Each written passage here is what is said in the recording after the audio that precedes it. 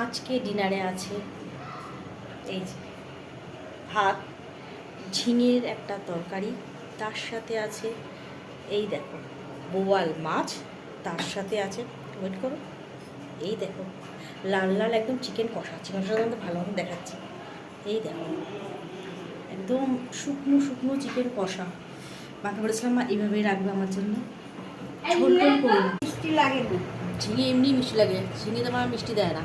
ওই জন্যই দুধুলটাকে পেট ঠান্ডা রাখে বলে ওই জন্য। মানে পেট ঠান্ডা রাখে, খুব ভালো। এই দেখো বোয়াল মাছ, এই দেখো লাল লাল চিকেন। চিকেনটা মা কষা কষা করেছে। এই দেখো কষাটা কিন্তু মা দারুণ করে, খেয়ে দেখে বলতে হবে দারুণ।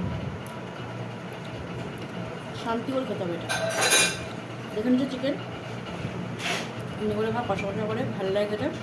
মা দেখেছো কত সুন্দর বানিয়েছে চিকেনটা। এই দেখো পুরো লাল লাল চিকেন, একদম মাকে পুরো চুমু। আমি আমার চিকেন ভাতটা এনজয় করছি, তোমরাও খেও।